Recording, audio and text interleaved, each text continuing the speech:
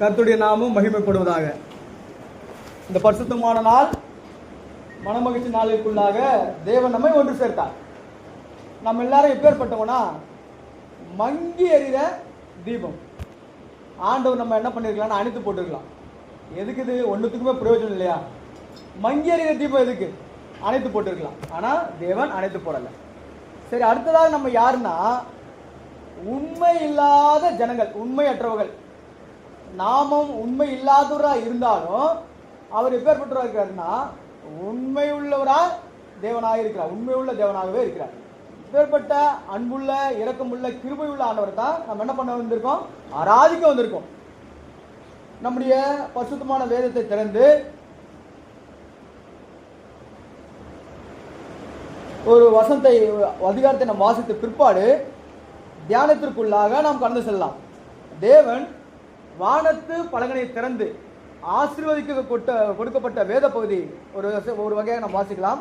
லூக்கா சுவிசேஷம் 14ஆம் அதிகாரம், லூக்கா சுவிசேஷம் 14ஆம் அதிகாரம் 16 24 மட்டுமாக நாம் மாறி மாறி வாசிக்க போகிறோம். லூக்கா சுவிசேஷம் 14ஆம் அதிகாரம் 24 16 24 மட்டுமாக வாசிக்கலாம்.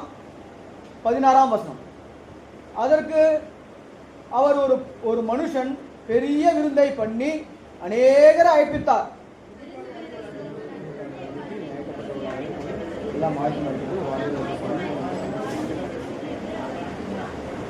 அவர்கள் எல்லாரும் போக்கு சொல்ல தொடங்கினார்கள். ஒருவன் ஒரு வயலை கொண்டேன், நான் அகத்தியமாய் போய் அதை பார்க்க வேண்டும், என்னை மன்னிக்கும்படி வேண்டிக் கொள்கிறேன் என்றான்.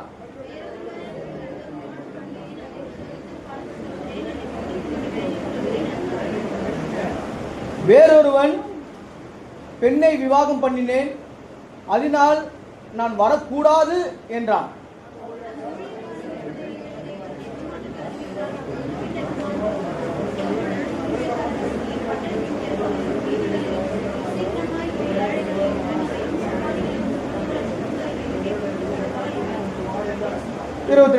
ஊழியக்காரன் அப்படியே செய்து, ஆண்டவரே நீர் கட்டளையிட்டபடி செய்தாயிற்று, இன்னும் இடம் இருக்கிறது என்றான்.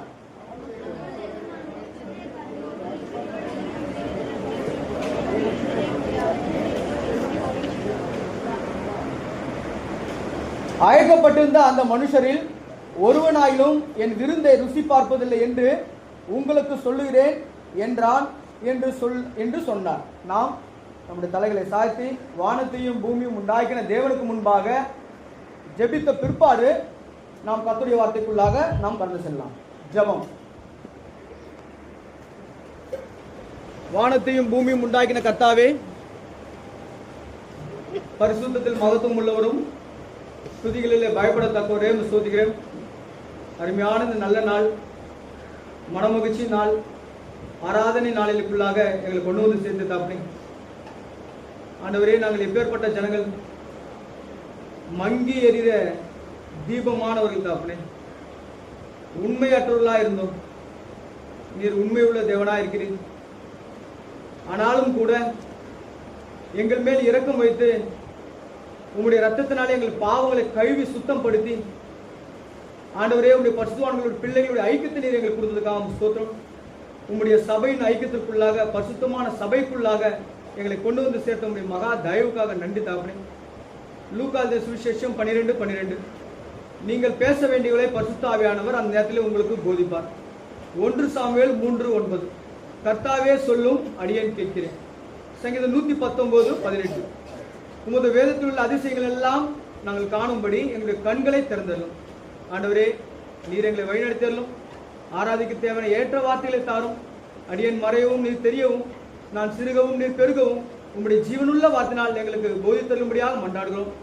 நாங்கள் ஆவியோடும் உண்மையோடும் நறுகுண்ட நொறுகுண்டு இருதயத்தோடு ஆராதிக்க திரும்ப செய்யும்படியாக ஸ்தோத்திரித்து கொடுக்கப்பட்டுள்ள ஜீவனுள்ள இந்த வார்த்தைகளுக்காக நன்றி ஏறெடுத்து இயேசு கிறிஸ்து நாமத்தினாலே ஜெபிக்கிறேன் ஜீவன் நல்ல பிதாவே, ஆமென். நாம் வாசித்த இந்த வேத பகுதியை நாம் பார்க்கும்போது லூக்கா சுவிசேஷம் 14ஆம் அதிகாரம் 16 24 மட்டுமாக வாசிக்க தேவன் நமக்கு உதவி செய்தார். இது நமக்கு நன்றாய் அறிந்த ஒரு வேத பகுதியாக இருந்தாலும் கூட ஆண்டவர் நம்முடனே இந்த ஆராதனைக்காக இந்த ஜீவனுள்ள ஆசீர்வதிக்கப்பட்ட வேத பகுதியை கொண்டு வருகிறார். லூக்கா சுவிசேஷம் 14ஆம் அதிகாரம் 14 24 மட்டுமாக ஆண்டவர் சொல்லுகிறார். ஒரு உவமையை அங்கே குறிப்பிட்டு அவர் காண்பிக்கிறார். ஆண்டவர் உவமையிலே இது ஆண்டவர் அநேக உவமைகள் சொல்லியிருக்கிறார். அதில் இது 27வது உவமையாக கருதப்படுகிறது. பெரிய விருந்து உண்டு பண்ணினாராம். சிறிய விருந்தல்ல, பெரிய விருந்து உண்டு பண்ணினார். விருந்து உண்டு பண்ணினவர் யார்? அவர் பெரியவர். விருந்து பெரிய விருந்து. விருந்து பண்ணினவர் யார்? பெரியவர். இப்போது அங்க இருக்கிற அநேக ஜனங்களுக்கு இவர் அழைப்பை கொடுக்கிறார்.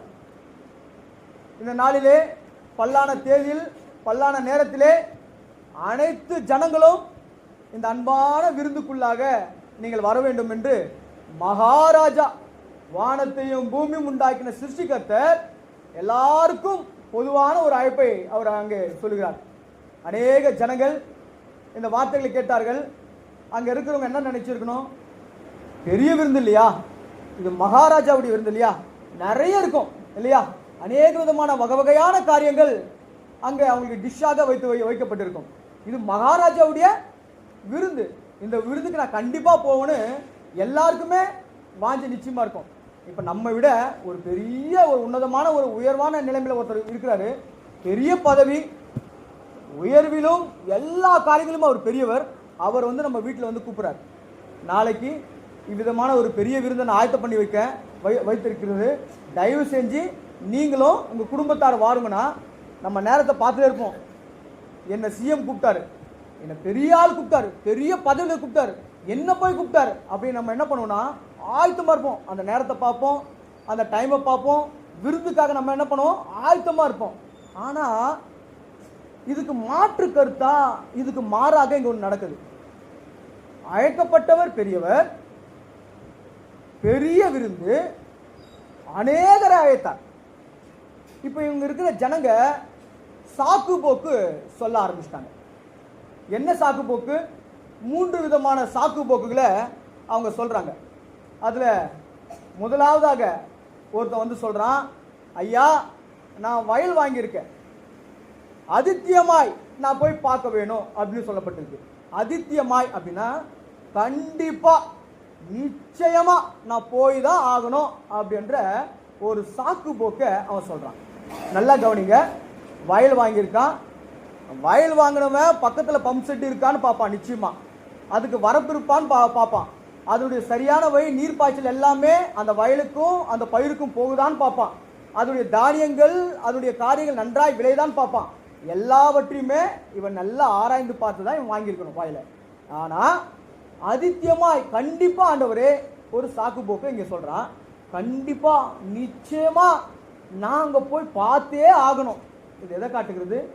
சாக்கு போக்கு சொல்லுகின்ற ஒரு காரியமாக காட்டுது. ரெண்டாவது ஒரு மனுஷன் அவன் சொல்கிறான், ஆண்டவரே நான் இப்போ 5 மாடு வாங்கியிருக்கேன்றான். எத்தனை மாடா? 5 மாடு. 1 ஏக்கருக்கு 2 மாடுங்க உழுவும். அப்போ 5 மாடுனா 10 மாடு. 1 ஏருக்கு 2 மாடு. அவன் 5 மாடு வாங்கியிருக்கான். அப்போ மொத்தம் 10 மாடு வாங்கியிருக்கான். 10 மாடு வாங்கி அதை நான் சோதித்து பார்க்கணும்னு சொல்கிறான். இவனுக்கு நிச்சயமாக சந்தைக்கு தான் போயிருப்பான். மாட்டு பல்ல பார்த்துருப்பான், அதனுடைய வாழை பார்த்துருப்பான், அதனுடைய காலுடைய பலத்தை பார்த்துருப்பான், அந்த மாட்டுடைய அந்த குழம்பு இருக்கு இல்லையா, விரிகுழம்பு, அதை பார்த்துருப்பான். இதை பார்த்து தான் வாங்கணும். லாடம் அடிக்கப்பட்டிருக்கா இதெல்லாமே செக் பண்ணி தான் வாங்குவாங்க. இவன் வாங்கினது 1 மாடு இல்லை, 1 மாடாக இருந்தால் கூட பரவாயில்ல இல்லையா, 2 மாடாக இருந்தால் கூட பரவாயில்ல. 10 மாடு வீட்டுக்கு வாங்கிட்டு வந்தாச்சு. வாங்கிட்டு வந்து ஆண்டவர்கிட்ட ஒரு சாக்கு போக்கு சொல்கிறான். ஆண்டவரே நான் இப்போ ஒரு 10 மாடு வாங்கிட்டேன், இந்த மாட்டை எல்லாத்தையும் நான் என்ன பண்ண போகிறேன், சோதித்து பார்க்க போகிறேன்னு ரெண்டாவது ஒருத்தன் சாக்கு போக்கு சொல்கிறான். மூன்றாவது அருமையான சாக்கு போக்கு, ரொம்ப தெளிவாக அவர் புத்திசாலி நினச்சிக்கிட்டு ஒரு அருமையான சாக்கு போக்கு. அவர் சொல்கிறாரு, ஆண்டவரே நான் இப்போ தான் திருமணமாக இருக்கு, நிச்சயமாக என்னால் அந்த விருந்துக்கு வரவே முடியாது. உபாகமும் 24:5 சொல்லுது, ஒருவன் புதிதாய் விவாகம் செய்யப்பட்டிருந்தால் அவன் 1 வருஷ காலமளவும் தன்னுடைய வீட்டிலே இருக்கணும். இதுதான் நியாயப்பிரமாணம், சட்ட திட்டங்கள். நல்லா கவனிங்க. ஒருவன் புதிதாய் விவாகமாயிருந்தால் 1 வருஷ காலம் வீட்டில் இருக்க வேண்டும். அவன் எங்க போகக்கூடாதுன்னா, அவன் யுத்தத்துக்கு போகக்கூடாது. ஆண்டவர் சொன்ன தீர்மானம், சட்ட திட்டங்கள், நியாயப்பிரமாணத்தை நல்லா கவனிங்க. அவன் எங்க போகக்கூடாது, அவன் யுத்தத்துக்கு தான் போகக்கூடாது இல்லையா. ஆனா கல்யாண வீட்டுக்கோ விருந்து வீட்டுக்கோ போகக்கூடாது நியாயப்பிரமாணம் எழுதல. அவன் எப்படி அவன் சாக்கு போக்க சொல்றான் பாருங்க, நான் வரவே கூடாது. பிரியமான சகோதரனே, எப்பேற்பட்ட சாக்கு போக்கு சொல்லிக்கொண்ட ஜனங்களா இருந்தாங்க. இவங்க எல்லாம் யார் தெரியுமா? பிரித்தெடுக்கப்பட்ட ஜனங்கள், கர்த்தருடைய நாமம் தரிக்கப்பட்ட ஜனங்கள், கர்த்தருடைய சுதந்திரவாளியான ஜனங்கள், கர்த்தரால் போதிக்கப்பட்டு உணர்த்தப்பட்ட ஜனங்கள், அவருடைய ரத்தத்தினாலே மீட்டு கொள்ளப்பட்ட ஜனங்கள், அவருக்காகவே மரிப்பதற்காகவே உலகத்தில் வந்த இயேசு கிறிஸ்துவானவர். இப்பேற்பட்ட உத்தமமான ஜனங்கள் என்ன சொல்றாங்க?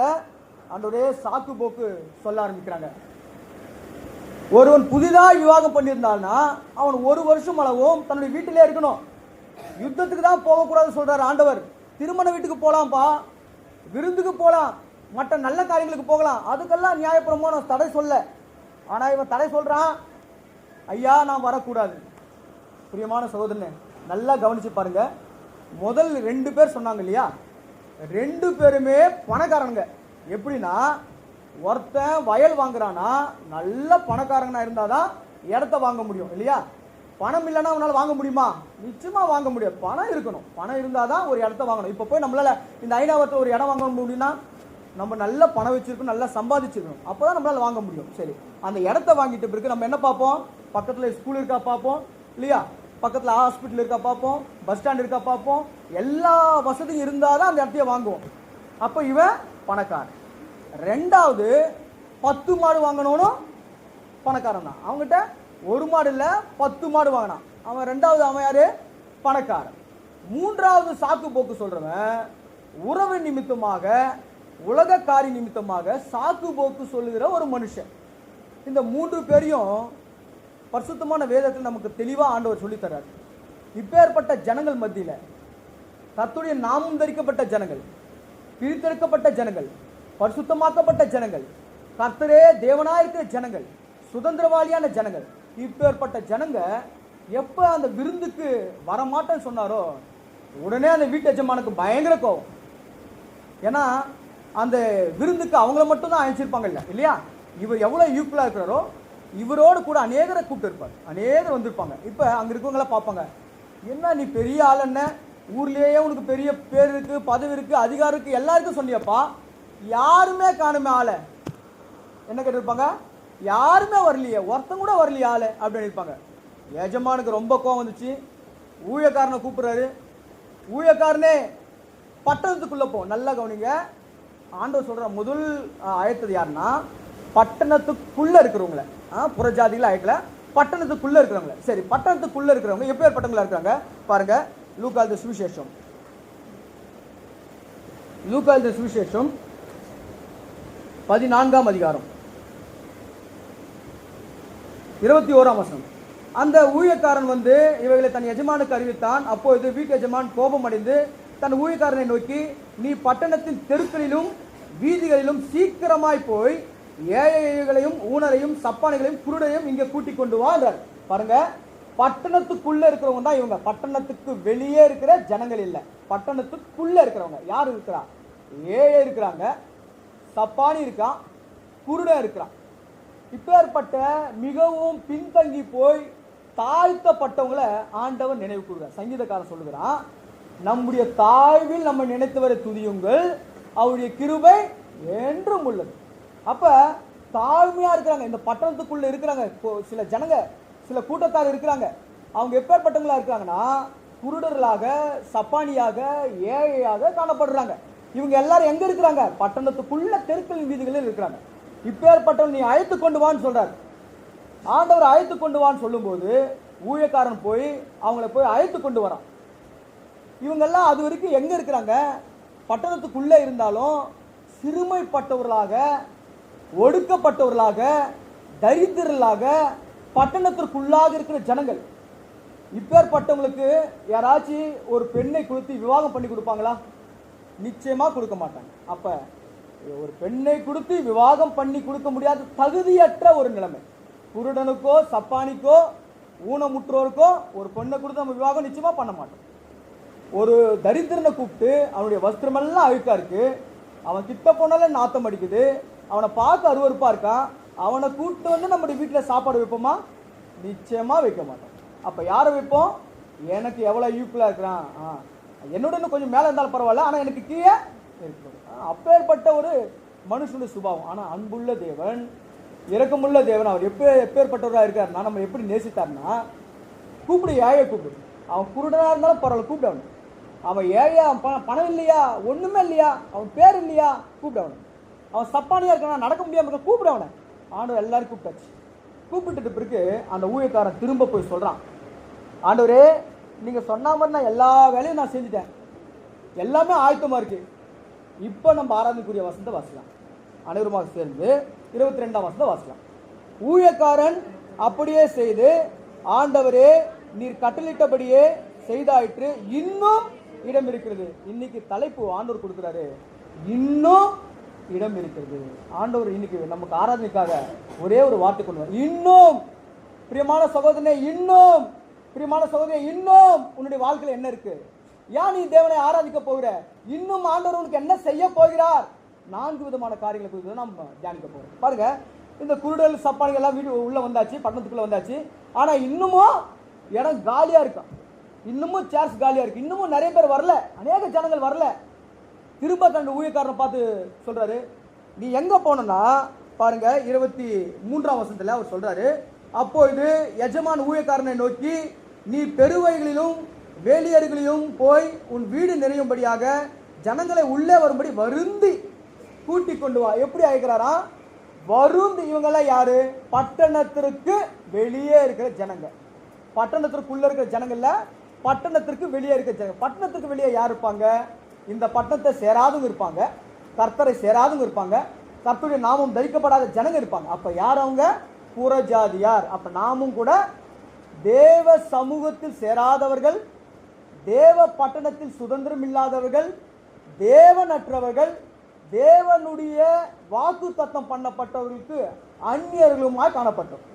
ஆனா புறஜாதியா இருந்தாலும், எங்கேயோ வேலியர்களை உட்கார்ந்து கொண்டிருந்தாலும், வீடு வாசல் இல்லாம இருந்தாலும், அவன் எப்பேற்பட்டவனா இருந்தாலும் சரி, நீ என்ன பண்றனா ஊழியக்காரனை அவனை அழைத்து கொண்டு வா.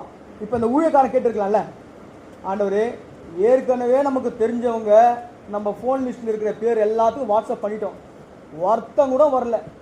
இன்னமும் போய் நீ கூப்பிட சொல்றீங்களே, அவங்க வருவாங்களா அப்படின்ற ஒரு கேள்வி அவன் வைத்துக்கலாம். ஆனா அன்புள்ள தேவன், என்னுடைய வீடு நிறையணும், என்னுடைய பிதாவினுடைய வீட்டில் அநேக வாசஸ்தலங்கள் உண்டு, ஆண்டவரை ஆயத்தப்படுத்தி வைத்திருக்கிறார் நமக்காக. அந்த வாசஸ்தலங்களுக்குள்ளாக, அந்த ஆசீர்வதிக்கப்பட்ட வீட்டிற்குள்ளாக, அந்த தேவ சபைக்குள்ளாக ஆண்டவர் உன்னையும் என்னையும், புறஜாதிகளா இருந்த நம்மை, வேலியர்களை உட்கார்ந்து கொண்டிருந்த நம்மை, வீடு வாசல் இல்லாத நம்மை, தரித்திரர்களா இருந்த நம்மை தேவன் உள்ளே கொண்டு வந்தார். தனவந்தராயினும் தரிதிரராணி, தரிதிரராய் எம்மை தனவந்தராக்கவே, தனவந்தராயினும் தரிதிரராணி, தரிதிரராய் எம்மை தனவந்தராக்கவே, தேவனாயிருந்தோம் அடிமை ரூபமானி, தேவனாயிருந்தோம் அடிமை ரூபமானி, பாவமுள்ள மனிதரமக்காகவே, பாவமுள்ள மனிதரமக்காகவே, ஜெய் ராஜாதி ராஜா, ஜெய் ராஜாதி ராஜா. அது போல தரித்திரலா இருந்தோம், அவமதிக்கப்பட்ட நிலைமை, எல்லாரும் பார்க்கும்போது அசிங்கமாக காணப்பட்டோம், வஸ்திரம் சரியான வஸ்திரம் இல்ல, எல்லாருடைய கண்களுக்கு பார்வைக்கு முன்பாக நீச பாறையாக காணப்பட்டோம். ஆண்டவர் நம்ம மேல் அன்பு கூர்ந்தார். தெருவெருக்களுக்கு கூப்பிட்டு வா, என்னுடைய வீடு நிறையணும் சொன்னார். அப்பதான் அந்த வீடு ஃபுல்ஃபில் ஆச்சு. பிரியமான சகோதரன், அன்புள்ள தேவன் இந்த இன்னமும் இடம் வைத்தது போல நமக்கு நான்கு விதமான காரியங்களை வைத்துட்டார். முதலாவதாக ஆராதனைக்காக 4 வித காரியத்தில் முதலாவதாக ஆண்டவர் நமக்கு என்ன வைத்தாரா பாருங்க. 2 சாமுவேல் 19ஆம் அதிகாரம் 28ஆம் வசனம். 2 சாமுவேல் 19ஆம் அதிகாரம் 28ஆம் வசனம். அதை சேர்ந்தே வாசிக்கலாம். 2 சாமுவேல் 19:28. ராஜாவாகிய வாசிங்கள்.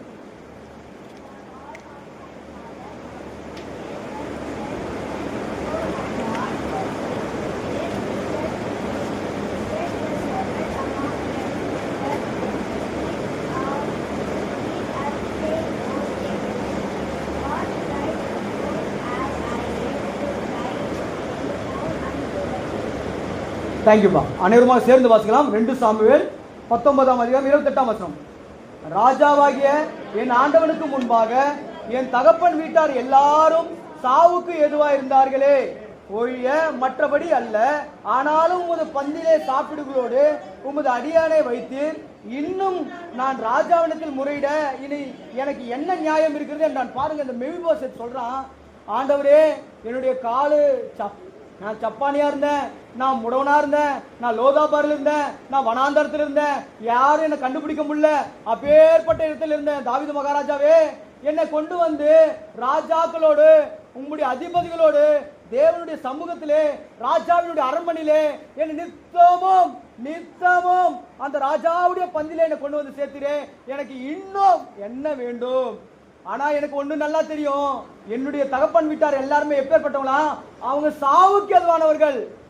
தாவீது ராஜாவே, உங்களுக்கு விரோதமான பாவம் செய்தாக என்னுடைய பாட்டனாரும் அநேக விதமான உன்னை துக்கப்படுத்தினார், உன்னை கொல்ல முயற்சித்தார். ஆனாலும் தாவீது மகாராஜாவே, எனக்கு இன்னும் என்ன வேணும்? மெவிபோசேத் கேட்கிறான், என்னை பந்தியில கொண்டு வந்து உட்கார வச்சீங்க, ராஜாக்களோட உட்கார வச்சீங்க, இதுக்கு மேல எனக்கு என்ன வேணும்? மெய்யாகவே நாமும் கூட மகாராஜாவுடைய பந்தியில நம்ம கொண்டு வந்து சேர்த்தார். அவருடைய விருந்து சாலைக்குள்ளாக நம்மை கொண்டு வந்து சேர்த்தார். இந்த பந்தியில நாம் ஆசிரிக்கப்படும்படியான பாக்கியத்தை கொடுத்தார். யாருக்கும் இல்லாத பாக்கியம், அந்த காலத்துல பரிசுத்தவான்களுக்கு இல்லாத பாக்கியம். இந்த நாள்ல பாவிகளா இருந்த அக்கிரமக்காரர்களா இருந்த நமக்கு ஆண்டவர் எவ்வளவு பெரிதான பாக்கியத்தை கொடுத்தார். மகாராஜாவுடைய சரித்துல பங்கு பெறும்படியான தயவு. மெவிபோசேத் சொல்றான், ஆண்டவரே நான் செத்த நாய், ஆண்டவரே நான் செத்த நாய், என்ன கூட்டிக் கொண்டு போய் எங்க வைத்த நீர்? உன்னதமான தேவனுடைய சமூகத்துக்கு முன்பாக கொண்டு வந்து சேர்த்தீர். இந்த பரிசுத்தமான மேலே இன்னும் பங்கு பெறும்படியான தயவு கொடுத்தீர். நித்தம் சதா காலமும் நான் உன்னுடைய பந்தியில ஆசிரிப்பேன் என்று வாக்குத்தத்தனை கொடுத்தீரே. எவ்வளவு அவன் சந்தோஷமா சொல்றான். மெய்யாகவே நாமும் கூட ஆசீர்வதிக்கப்பட்ட ஜனம். மெவிபோசேத்தை போல நாமும் கூட தேவனுடைய சமூகத்திற்குள்ளாக சென்று கொண்டு வரப்பட்டோம். ரெண்டாவதாக ஆண்டவர் இன்னும் நமக்கு என்ன வைத்திருக்கிறாரா பாருங்க. 1 நாளாகமும் 17ஆம் அதிகாரம், 1 நாளாகமும் 17ஆம் அதிகாரம் 17ஆம் வசனம், 1 நாளாகமும் 17ஆம் வசனத்துல அனைவரும் சேர்ந்து நாம் வாசிக்கலாம். இன்னும் ஆண்டவர் என்ன வைத்திருக்கார் பாருங்க. தேவனே, இது இன்னும் உம்முடைய பார்வைக்கு கொஞ்ச காரியமா இருக்கிறது என்று தேவனான கர்த்தராயிருக்கிற நீர் உமது அடியானுடைய வீட்டை குறித்து வெகு தூரமாக இருக்கும் காலத்துக்கு செய்தையும் சொல்லி என்னை மகா மேன்மையான சந்ததியின் மனுஷனாக பார்த்தீர். பாருங்க, தாவீது சொல்றான், கர்த்தாவே, ஆண்டவரே, நான் அற்பமானவன், நான் ஒரு தொல்லு பூச்சி, இப்பேற்பட்ட என்ன நீங்க என்ன பண்றீங்க, இன்னும் மகா மேன்மையான புருஷனாக பார்த்தீர், இன்னமும் என்னை மகா மேன்மையானவளாக பார்த்தீர் தகப்பனே. இந்த உலகத்தில் யாராச்சும் அப்படி பார்க்க முடியுமா?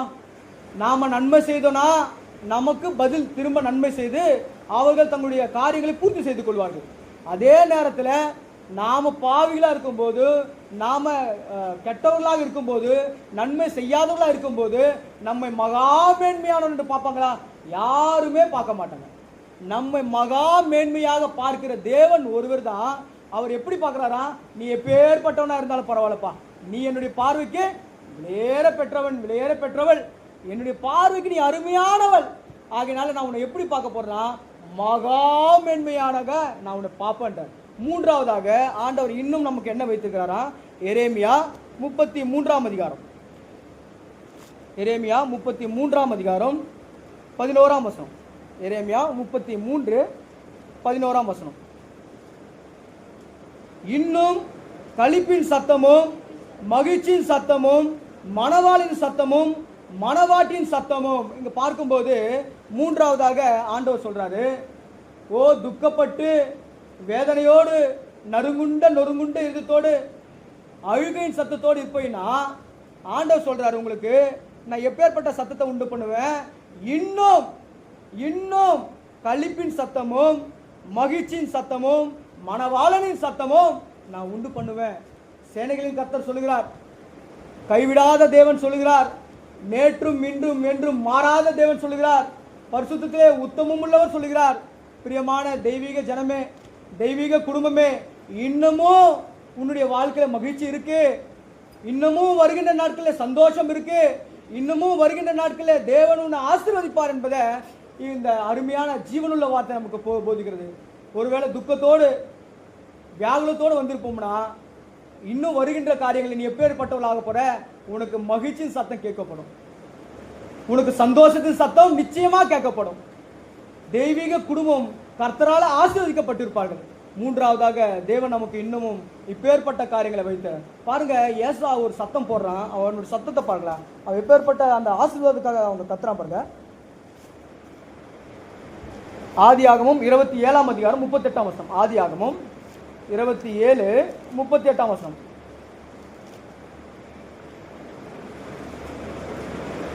ஏசா தன் தகப்பனை நோக்கி, என் தகப்பனே, இந்த ஒரே ஆசீர்வாதம் மாத்திரமா உம்மிடத்தில் உண்டு, என் தகப்பனே என்னையும் ஆசீர்வாதம் என்று சொல்லி ஏசா சத்தமிட்டு அழுதான். பாருங்க, யாக்கோபையும் ஏசாவையும் நம்ம கம்பேர் பண்ணும்போது மெய்யாகவே ஏசா யாக்கோபை விட அதிகமா நல்லவன். யாக்கோபு ஏசாவை தரிசிக்க போகிறான். அப்ப ஏசாவுடைய முகம் எப்படி இருக்குன்னா தேவ தூத முகம் போல காணப்பட்டுச்சான். அவ்வளோ உண்மையான, அவ்வளோ நல்ல மனுஷன் ஏசா. ஆனா யாக்கோபு குரலை மாத்துவான், வஸ்திரத்தை மாத்துவான், திருட்டுத்தனம் பண்ணுவான், அநேக விதமான பொய் பித்தலாட்டம் எத்தனை பண்ணி கொண்டிருந்தாலும் ஆண்டவர் சொல்றாரு, யாக்கோபை நேசித்தேன், ஏசாவை வெறுத்தேன். வீழ்ந்தவரிடத்திலே கண்டிப்பையும் உன்னிடத்திலே தயவையும் காண்பித்தார். நம்ம வீழ்ந்து போனவங்க, அநேக முறை வீழ்ந்து போனவங்க. ஆனா தேவன் நம்ம இடத்துல அவர் கண்டிப்பு காட்டியிருக்கலாம் இல்லையா? ஆனா நம்ம இடத்துல தயவை காண்பித்தார். யாக்கோபை நான் வெறுத்தேன், ஏசாவை நான் வெறுத்தேன், யாக்கோபை நானே சிநேகித்தேன், நான் நேசிக்கிறேன்.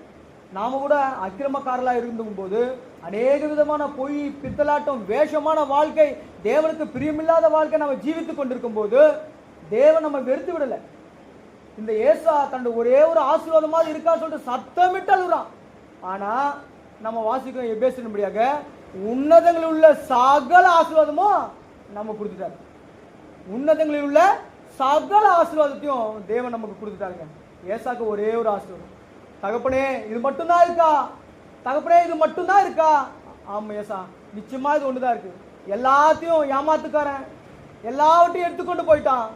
அவனுடைய இருதயம் துக்கமாயிடுச்சு. ஆனா ஏசா யாக்கோபு பாருங்க, ஓடி ஓடி ஓடி ஓடி சம்பாதிச்சான். நிறைய 2 பரிவாரங்களை சேர்த்தான். ஏசா இருந்த இடத்திலே சம்பாதிச்சான். அநேக விதமான சொத்துக்களை குவிச்சான்.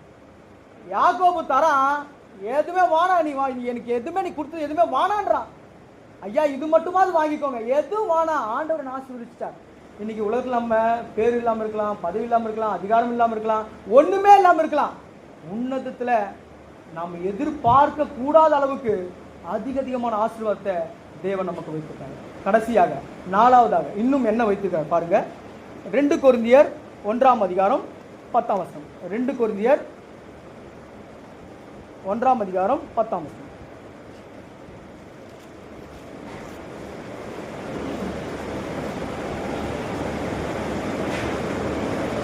அப்படிப்பட்ட மரணத்தினின்றும் அவர் எங்களை தப்புவித்தார், இப்பொழுதும் தப்புவிக்கிறார், இன்னமும் தப்புவிப்பார் என்று அவரை நம்பியிருக்கிறோம். 4வதாக அவர் மரணத்திலிருந்தும் வியாதியிலிருந்தும் பலவீனத்திலிருந்தும் பயங்கரமான நஷ்டங்கள் இருந்தும் அவர் தப்புவிக்க வல்லவராக இருக்கார். இன்னமும் தப்புவிப்பாரா, வருகின்ற நாட்களிலும் அவர் தப்புவிப்பாராம். எப்பேற்பட்ட அருமையான ஜீவனுள்ள வார்த்தை அவர் சொல்றாரு.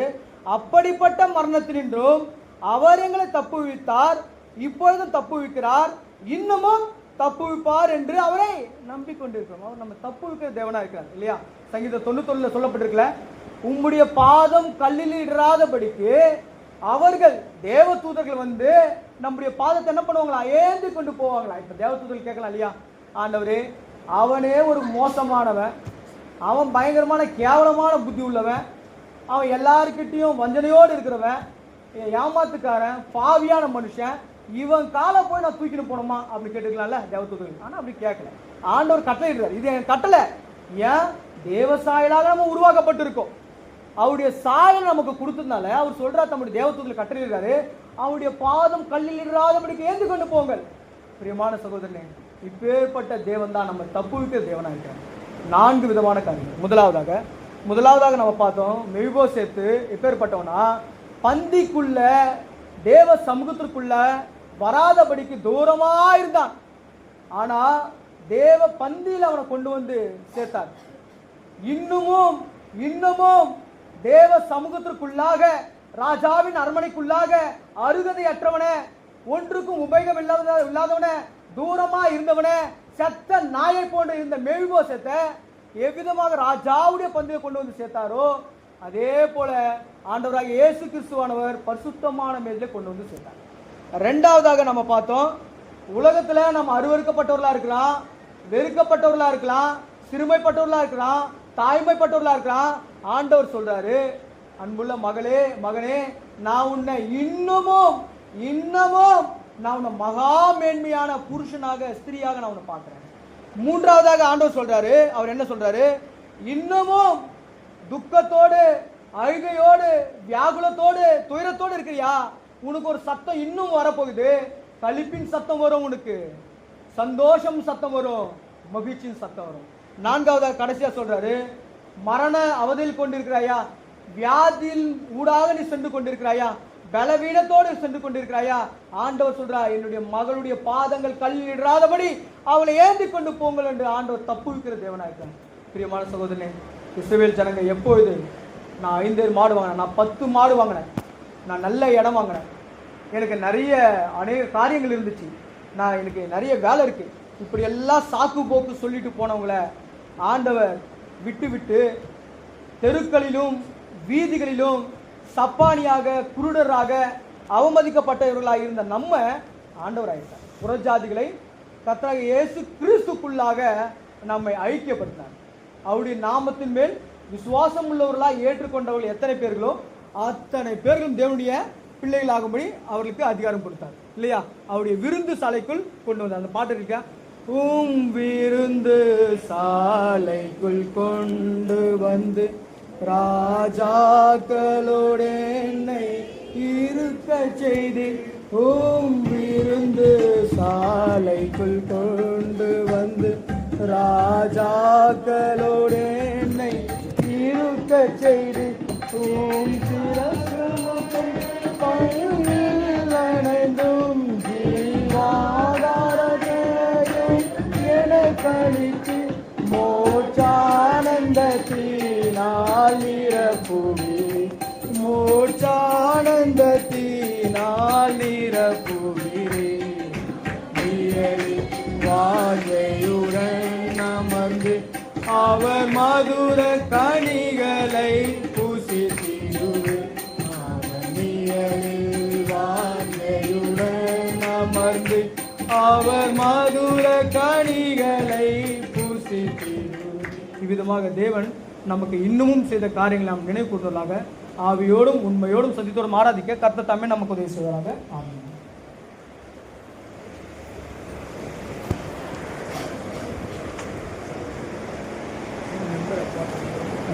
జల్దరు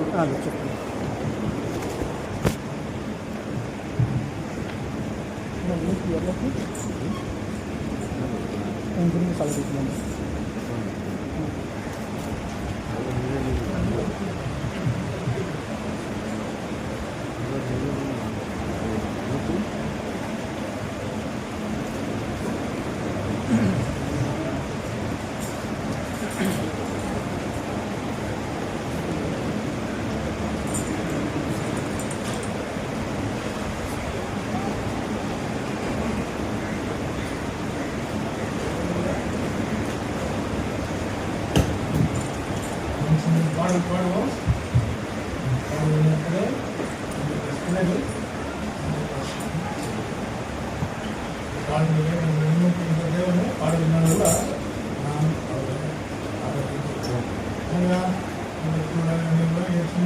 பாடுவோம். கடைசி சங்கம் பாடும்போது சண்டே கிளாஸ்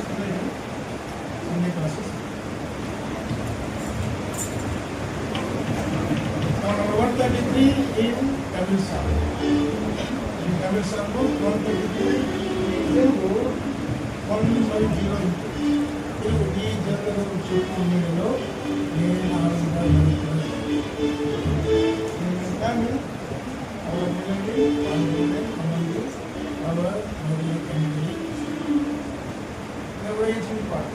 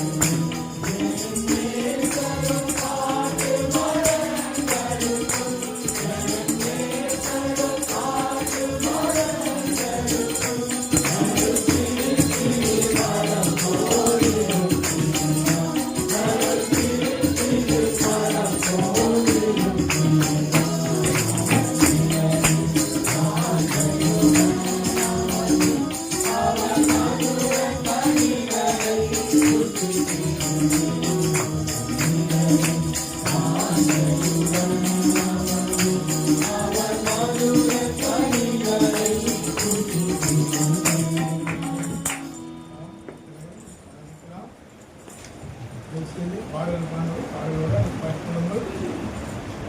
கூடுமானவரும் சுத்தமாக ஆரம்பிக்க முயற்சி பண்ணுங்கள். கூடுமானவரும் சுத்தமாக ஆரம்பிக்கும். நாம் ஆரம்பிக்கும் போது நாம் அநேகருக்கு நாம் உதவி செய்து பாடல்கள் இருப்பாங்க. ஸோ மாதம்